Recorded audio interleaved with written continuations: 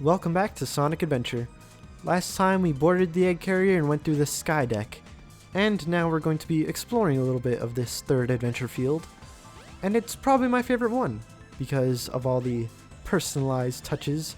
You can tell that this is really Eggman's home, I guess you could call it. There's maid robots that are cleaning up that you can't destroy, but there's not really a need to. They're not hurting anyone. And there's Eggman's face everywhere, including the doors, on the walls, above that door right behind us, on the elevator that we rode up here. It's just everywhere. And they're on the spotlights. Also, there was a door that had a bunch of panels in front of it that had the letters that made up Eggman's name. If you step on those panels in the order that is, you know, how his name is spelled, you'll have access to another Chow world. There are 3 Chow worlds in the game, one for each adventure field. I'm not going to show all of them off in this playthrough. I'll show them off with another character, or another 2 characters, like one for each of those. One thing that I neglected to mention before, and I honestly didn't know this, is that Tails is actually playable during Sonic's story. If you put in a second controller while Sonic is in a level where he's accompanied by Tails, Tails will be controllable. Not really that useful though, at least not as useful as like the 2D games where he could help you fly and stuff like that. Honestly, there's not really much of a use for it, especially considering that Sonic goes really fast and Tails probably won't even be able to keep up. Now we have a character battle again, this time against E102 Gamma. Again, the character battles are really easy, especially as Sonic, considering he has a homing attack. Although the cutscene that transitions into the battle, it kind of throws you in without much of a warning, I guess you could say. And you don't have any rings when you start off, so you can actually be picked off by one of his homing shots if you aren't paying attention right before the battle starts. After that though, it's pretty much a piece of cake. Interestingly now, they're playing Sonic's theme, it doesn't matter. We did hear Gamma's theme previously, like in the cutscene right before, but it didn't really play for very long. It's another one of the themes that I really like in this game, probably another favorite. And for some reason, the bird that Amy was carrying around with her actually had one of the Chaos Emeralds, I guess in its necklace that I was carrying or something like that. According to Tails, we gotta get off this ship because it is sinking. Well, in like water terms, it's sinking. He said it's losing altitude, which I guess would be a better way to put it. Are you okay? So we actually have to explore this adventure field a bit and look for a way to make the ship back to normal. If I'm to continue, and this is a really weird cutscene, partly because it's interrupting you, partly because of the way Sonic talks. He says, "If I am to continue," which is very proper and kind of weird for him to say. Like, I think he'd say, "if I'm gonna go on," or something like that, not "if I am to continue." Anyway, in order to continue, you need to sit on Eggman's big chair and have it move so you can press a switch that it was on top of, and that'll return the ship to its normal state so we can actually explore it a little bit more. It says resuming monorail operation, which might make you think I gotta use the monorail, but you don't at all. All you have to do is just head toward the front of the ship. And by doing so, after crossing this very long bridge, you'll actually initiate a cutscene and a boss fight.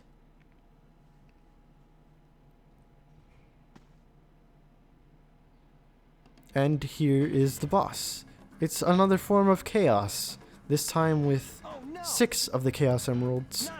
Again, we don't really see him in odd-numbered forms, or fight him in odd-numbered forms. We do see him with like 1 at the beginning, but that's about it.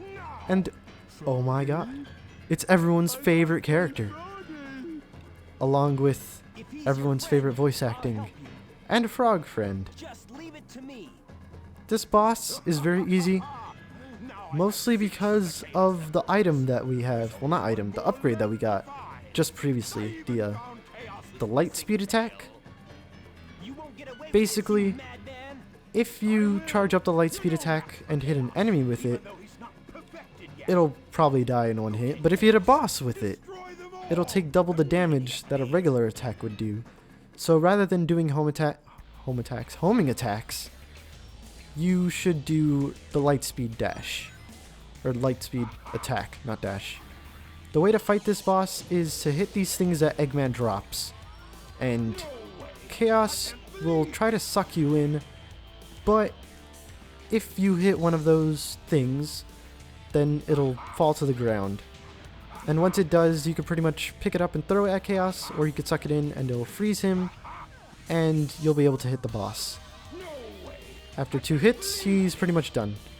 And I'm weirdly hanging in the air. The light speed attack is pretty glitchy. Like if you try to do a homing attack chain with it, you'll probably end up screwing yourself over, and in a lot of cases just orbiting around the enemy rather than actually attacking them. And we beat Chaos. We're not gonna see him very much for the rest of Sonic's playthrough. Actually, I don't think we'll see him at all. We're just gonna kind of chase after Eggman, which is the Sonic thing to do. That's just what he does, you know. Although you really shouldn't jump off of a ship flying, you know, probably many, many miles in the air. That is not the smart decision. Apparently we were flying on top of the Mystic Ruins though, so we just kind of fall down there. This time not accompanied by funny falling noises, but we do get a cool animation of Sonic bouncing off of the ground. Usually he gets his head stuck in the ground, but you know, this is the game that started that. I don't think it knew that it was going to be a mainstay in the series. And we have another level unlocked just by us falling to the ground. The big temple here that we actually haven't visited at any point just kind of opens up, and now we're able to enter it. And we also get some kind of story for this red light thing. Before it was, for the most part, a mechanic in the game. There was no story reason for it to be there. It just kind of showed you where things were. But now we're actually getting to see it in cutscene, doing what it's supposed to do, which is guide you. And now we can play as Big. They actually didn't play Big's theme. At least I don't recall them doing that. This is Lost World. Another kind of long level like Skydeck, but not too difficult. At least I don't think it is. It does have some dangerous things in it. For example, there's water and fire. The water isn't really going to do anything to you, honestly. It just kind of slows you down, which I don't like. And fire is obviously going to damage you, so you don't want to run into it.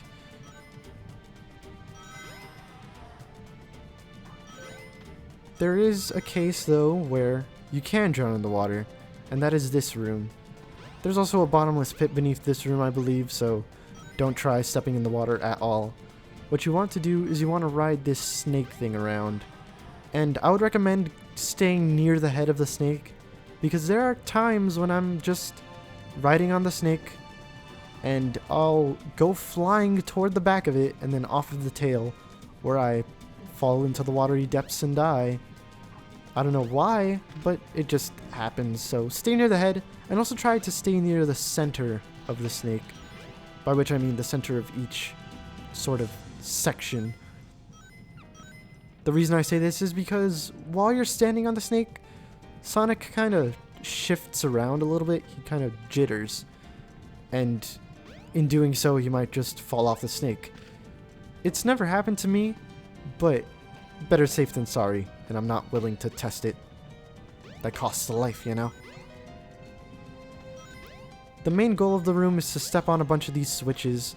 The circular ones will raise the water level, and the square ones will open up the door. There are 3 square switches in this room that you need to press to open up the door. And you can't get out the room unless you press those switches.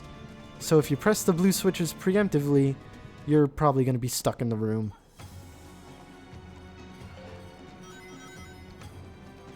Now we're in Act 2 and we get a glimpse of the outside, but honestly not for very long. We pretty much immediately go inside to this room that has a bunch of light puzzles in 2 senses. One, they're puzzles focused on light, and they're not very brain taxing, thus not too heavy. The only way to illuminate the room is by lighting up these mirrors. There are a couple paths that you can take that are different. As you can see, I'm going to the left here. You can do platforming on these rotating blocks, but I decided to just spin shoot my way over. And that saves me a little bit of time. And it also gets you an electric shield, which is very nice.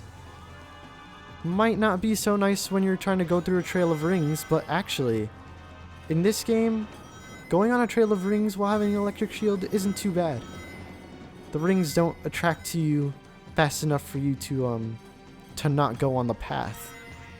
I thought that you'd probably fall off or something like that, but no, you're completely safe. This section here, make sure you're just running. Don't try to spin dash, don't try to walk, just run. The boulder won't catch up to you, and as long as you hold down, you're pretty much safe. If you go too fast, the boulder will rubber band its way to you and hit you and probably knock you off the side. Or it could actually get in front of you, and then once you make your way to the bottom, since the camera is still in that direction, you're gonna get hit by the boulder without knowing, and then probably fall off the side. Or lose your rings, something like that. This final room here, well, not final, but this is pretty much the last big section of this area. Your goal is to step on a bunch of switches here that will light up these panels on the wall. And after lighting them up, they will, well, you'll be able to walk on them, basically. It is kind of weird transitioning from the regular walking on the ground to walking on the wall and vice versa, but it's not too difficult to do. The wall will pretty much catch you every time. Like, I homing attacked at the wall, and it still got me, so it's reliable enough. There are also some spikes that will fall down if you get near them, so watch out for those. They can, and if you get hit, if they do hit you, I mean, you will be pushed off of the wall, so you won't be able to walk on it anymore, and you'll probably have to climb your way all the way back up here. And I think every switch controls all of the wall switches, so if you do fall down, the wall bits won't be in the same place that they were before, so you're gonna have to press all the switches a bunch of times again in order to actually progress.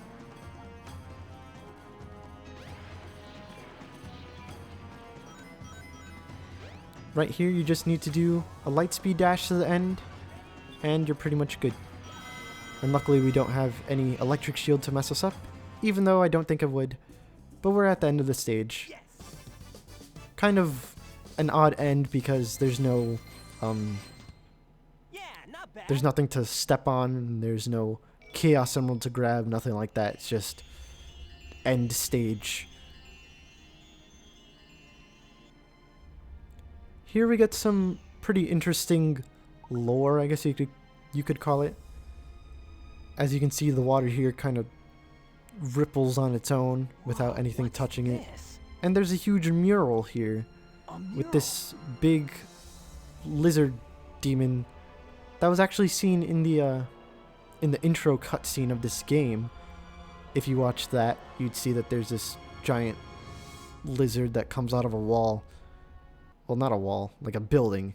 It literally comes out of a building. And now, for some reason, we're in this weird fiery area that the lighting is kind of odd. This is really Like, weird. if you see in the distance, the big Master Emerald is still completely green, even though there's this red hue to everything around. It's just, it's a weird lighting effect, I think. And also, the Master Emerald is full. Last time we saw it, it was, well, there was a chunk missing. Kind of shows that we're not exactly in Sonic's world right now. Well, in the present world. Spoilers.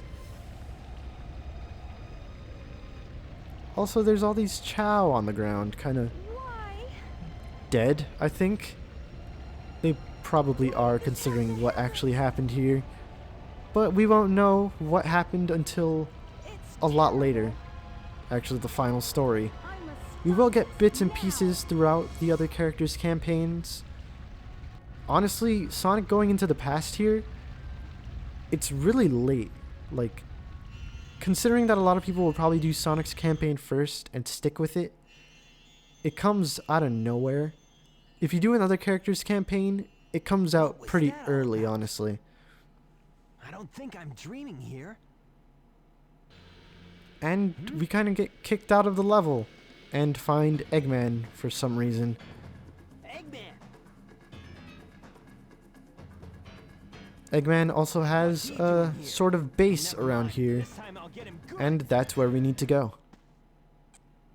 It's not too far from the ruins. You just kind of walk out, and there it is. There's also no sort of secret way to enter. You just kind of waltz right in. Not very smart of Eggman. This place has some funky music, but there's not really much to it. There's this sort of arena down here, and there's a couple references. Like, I think this is Silver Sonic from Sonic 2, and then Metal Sonic from Sonic CD, but that's about it. There's this short switch puzzle that you have to do where you have to light up all the switches in order to progress. Not very difficult. And next time we'll be going into Sonic's last level,